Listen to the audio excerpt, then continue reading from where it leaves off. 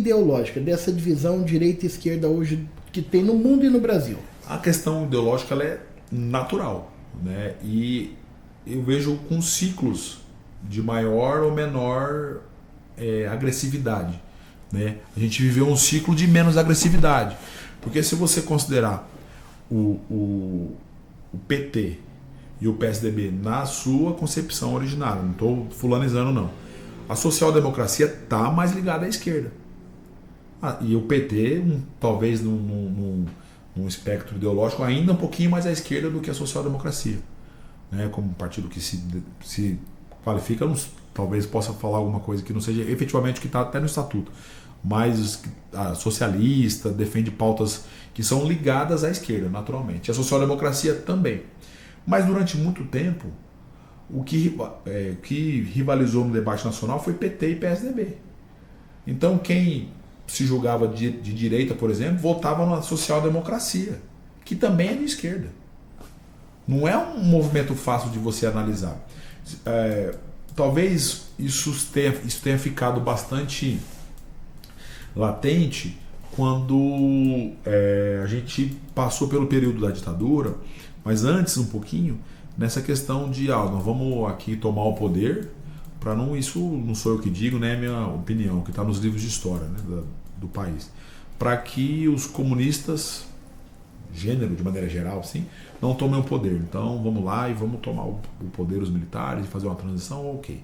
Aí você vem para a redemocratização, você já tem um Lula muito forte, né, em 88, com todo esse grupo que depois virou o PSDB, a social-democracia, já nessa caminhada. Porque esse povo não apoiou o Collor, apoiou o Lula em 88. E aí o Lula vence a eleição, o Collor vence a eleição, não consegue terminar, aí você passa para uma figura, os nossos vices que assumiram, né, tanto o Itamar quanto o Temer, tinha uma característica mais de centro para tentar fazer um trabalho de estabilização. E foi o que aconteceu com o Itamar, né? O Itamar assume o país num momento complicadíssimo, recém saído da ditadura, que teve um governo civil do Sarney, mas que foi eleito no colégio eleitoral, não foi uma votação popular. Não foi legitimado pela urna direta. Né? Foi e aí lá dentro da eleição do Sarney você teve movimentos como a Frente Liberal, que depois virou PFL. o PFL.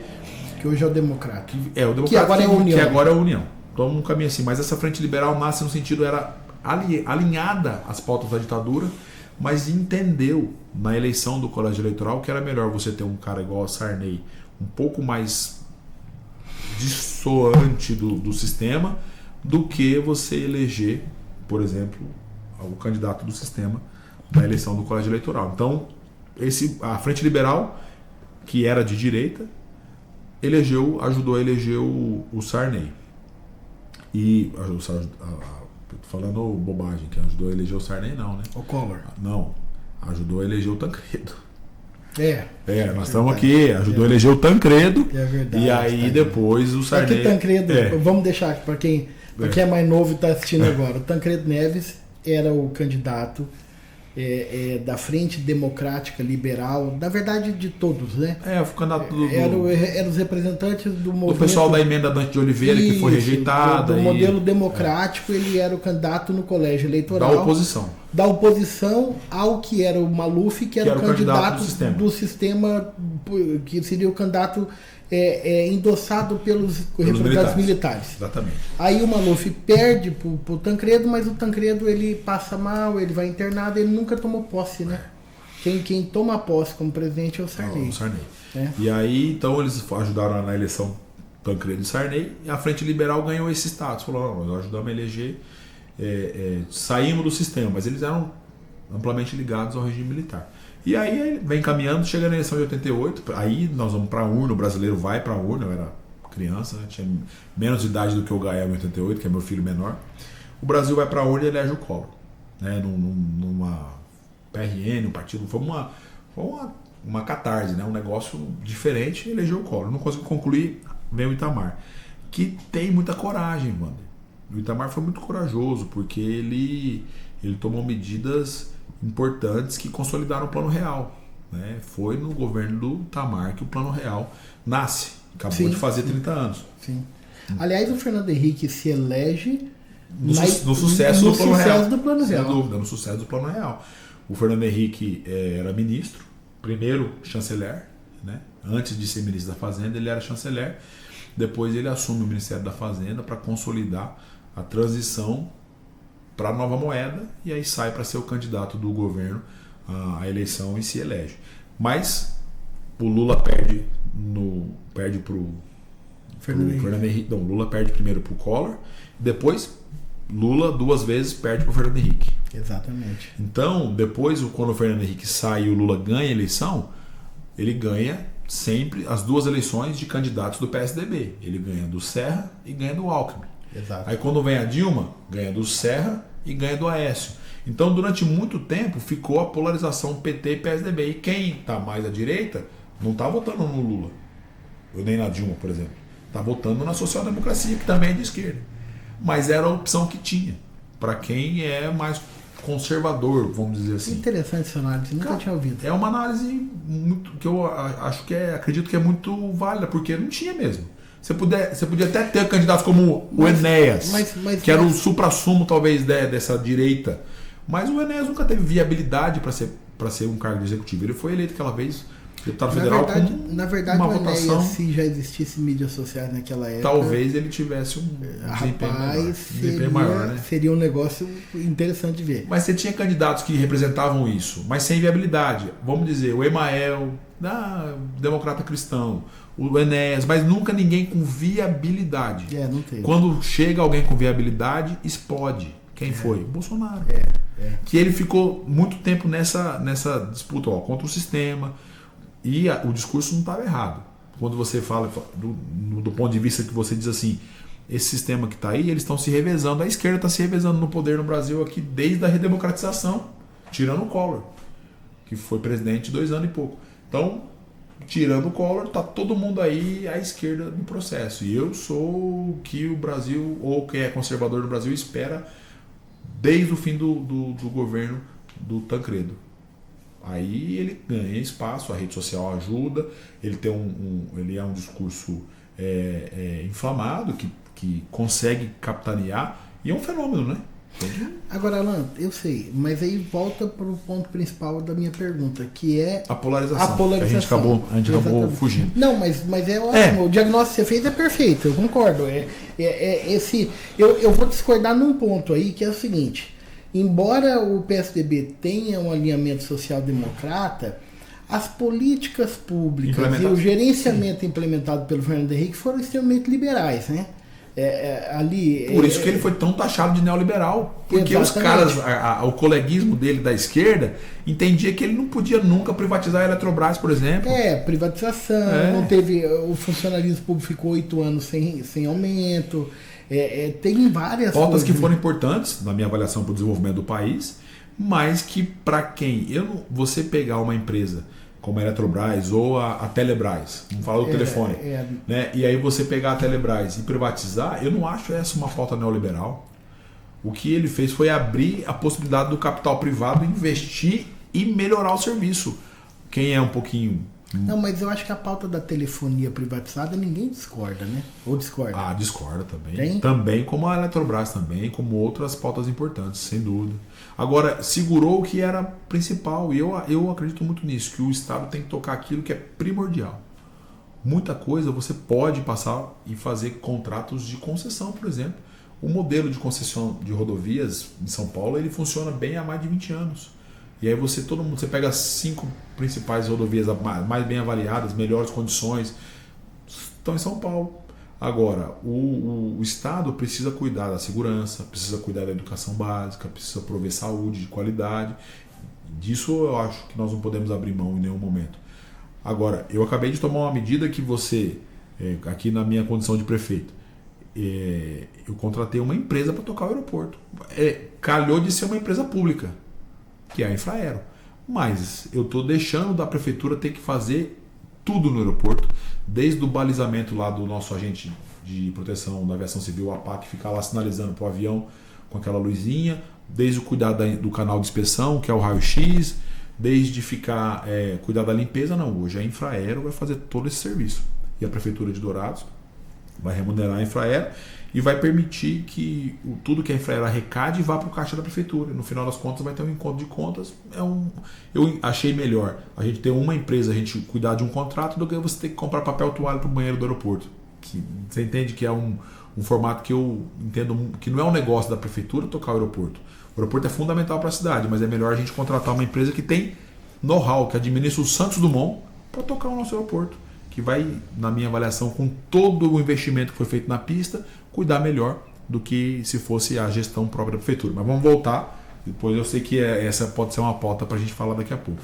Mas voltando nessa polarização, Wander, eu avalio que nesses últimos 6 anos, né, desde a primeira eleição Bolsonaro, porque antes do Bolsonaro, na eleição Dilma e Aécio, a gente não tinha esse apelo ainda, né?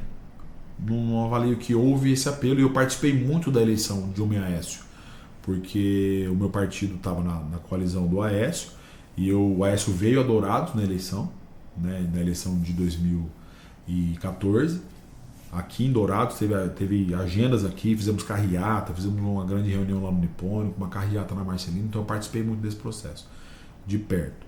Então, mas eu não vi essa discussão tão acalorada do ponto de vista ideológico. E essa foi na minha avaliação também, uma pauta que o Bolsonaro conseguiu implantar muito bem. Ele trouxe a discussão ideológica e ele conseguiu sinalizar que ele estava indo para uma discussão ideológica, e ele deu sinais durante a eleição de que, se eleito fosse, colocaria em postos-chave pessoas com características específicas daquilo que ele pregava. Por exemplo, Paulo Guedes vai ser ministro da Economia. Todo mundo conhece o perfil do cara. Então já sabia. Isso é mérito do Bolsonaro, eu acredito. Muito mérito dele de conseguir trazer essa discussão. Mas aí isso gerou uma polarização ainda maior do que do processo de PT e PSDB. Essa polarização foi importante para ele vencer a eleição e foi importante para ele tocar do ponto de vista político. Eu faço uma avaliação, e aqui é uma avaliação de quem viveu na política e teve 2 anos sendo prefeito com o presidente Bolsonaro como presidente. Eu avalio que o presidente Bolsonaro fez um bom trabalho como presidente da República. Ele fez um bom trabalho, e é uma percepção de quem viveu o governo. Enquanto presidente da República, eu tive 2 vezes no Planalto em agendas com outras pessoas, com outros prefeitos, em pautas específicas. A primeira foi a dos 100 dias de governo, e uma outra que ele nem participou, mas essa de 100 dias ele participou, entregou lá uns manuais sobre 100 dias de governo, umas coisas assim específicas. E num momento em que os municípios brasileiros passaram por muita dificuldade financeira, que foi em 2020, no início da pandemia, o presidente Bolsonaro ele irrigou os cofres dos municípios e dos estados com recursos da União. Ele conseguiu, votou matérias no Congresso e andou com essas pautas. Eu não vou entrar na pauta ideológica nesse momento, eu estou falando da pauta da gestão. Eu acredito que o presidente Bolsonaro fez um bom trabalho, os números da economia indicam isso. Aí a gente vai para uma eleição em que, na eleição de 2020, você tem uma polarização ainda maior. Porque você não tem a figura do Haddad, que embora era totalmente avalizado pelo Lula, pela Dilma, pelos expoentes da esquerda brasileira, mas não era o Lula. O Lula é um líder de massa, o Haddad não é um líder de massa. Numa análise política, o Haddad foi prefeito da principal cidade do país, mas nunca foi um líder de massa. Diferente do Lula, que tem um histórico como líder de massa, assim como eu avalio que o Bolsonaro também tem essa capacidade de arrastar a multidão, de ser um líder de massa, que o Brasil nunca teve muitos líderes de massa com essa capacidade, né? Só o Bolsonaro está fora do governo há 2 anos, é só olhar aonde ele vai, o número de pessoas que ele consegue atrair.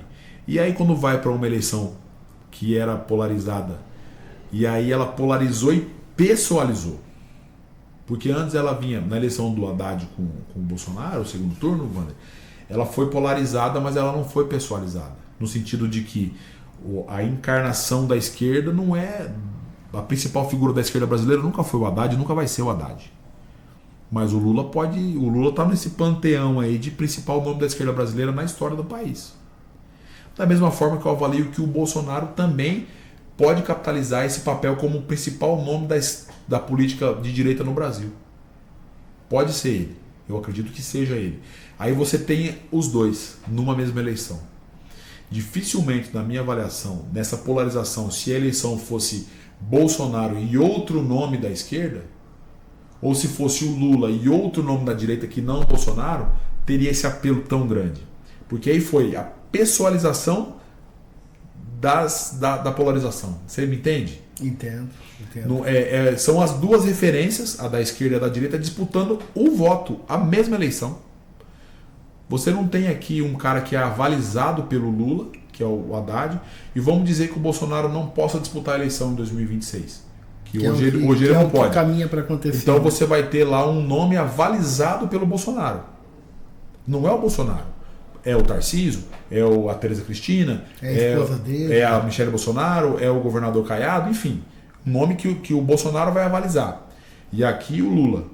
É diferente o peso. Aqui avalizado pelo Lula, Haddad, e aqui o Bolsonaro. O peso é outro.